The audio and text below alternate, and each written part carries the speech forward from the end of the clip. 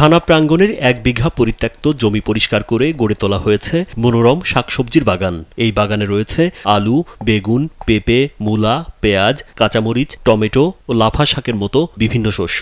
এছাড়াও মাচা করে চাষ করা হয়েছে লাউ, মিষ্টি কুমড়া, শসা, শিম ও করলা। পাশাপাশি রয়েছে আম, কাঁঠাল, কলা ও বরই গাছ।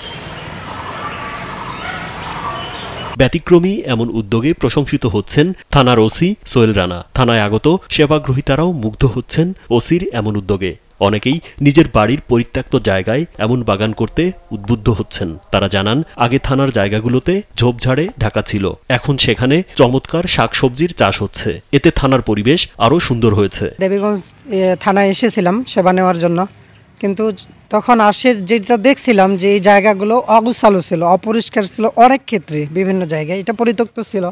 এই জায়গাগুলো এখানে তেমন কোনো কিছুই ছিল না বললেই চলে, যে ভালো ফুলের বাগান ছিল না, ভালো একটা পরিবেশ ছিল না এই থানার মধ্যে। থানার পরিবেশ আমাদের অনেক পরিবর্তন হয়েছে আর কি। সেখানে দেখলাম এখন ফুলের বাগান এবং রসুন, পেঁয়াজ, বিভিন্ন ফলমূলের গাছ লাগাইছে।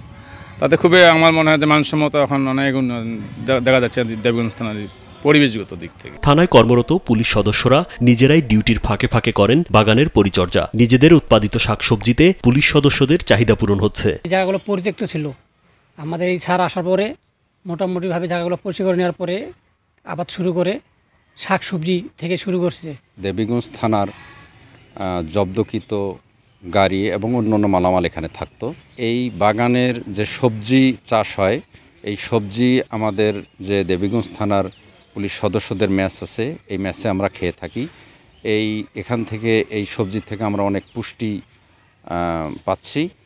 আর এই সবজি বাগান স্যার নিজেও এই সবজি বাগানের সবজি খেয়ে থাকেন। এ বিষয়ে ওসি সোহেল রানা জানান, থানায় যোগদানের পর ডিআইজি এবং এসপি থানা পরিদর্শনে আসেন। তখন থানার পতিত জমি কাজে লাগিয়ে সৌন্দর্য বর্ধনের দিক নির্দেশনা দেন। সেই থেকেই আবাদ শুরু হয়। এখানে সকল ধরনের সবজি উৎপাদন করা হয়েছে, যেগুলো সম্পূর্ণ অর্গানিক, যা আমার নিজের পরিবারের চাহিদা পূরণ সহ আমার যে মেস আছে, মেসের চাহিদা পূরণ করতে সক্ষম। এই ফুল থানায় আগত সেবা প্রত্যাশীরা এই ফুল বাগান এবং সবজি বাগান দেখে তারা নিজেরা উদ্বুদ্ধ হচ্ছে এবং তারা নিজেরা বলাবলি করছে নিজেদের বাড়ির পতিত জমিতে তারা সবজি বাগান করবেন এবং নিজেদের পরিবারের চাহিদা নিজেরা পূরণ করবেন, যা আমার কাছে ভালো লাগে। এবং স্যারদের এই দিক নির্দেশনায় ভবিষ্যতে চিন্তা করছি সামনের খালি অংশগুলোকে আমি বিভিন্ন ধরনের সবজি এবং ফলের বাগানে পরিণত করব। দেবীগঞ্জ উপজেলা কৃষি কর্মকর্তা মোহাম্মদ নাইম মোর্শেদ জানান, ওসির এমন উদ্যোগ সত্যিই প্রশংসনীয়। কৃষি অফিসের পক্ষ থেকে নিয়মিত পরামর্শ দেওয়া হচ্ছে। এই উদ্যোগের কারণে পতিত জমি চাষাবাদে উৎসাহিত হবে সাধারণ মানুষ। আমাদের উপজেলা কৃষি অফিস দেবীগঞ্জের পক্ষ থেকে নিয়মিত রোগবালাই দমনে পরামর্শ চলমান রয়েছে। আমরা তার এই উদ্যোগকে সাধুবাদ জানাই এবং সকলকে আহ্বান করছি যাতে সকলে তাদের অনাবাদী পতিত জমি চাষের আওতায় নিয়ে আসে। পঞ্চগড়ের দেবীগঞ্জ থানার ভারপ্রাপ্ত কর্মকর্তা সোহেল রানার উদ্যোগ ও পুলিশ সদস্যদের সহযোগিতায় ব্যতিক্রমী এই কৃষি বাগান গড়ে তোলা হয়েছে। রাজীব বিশ্বাস, কালবেলা।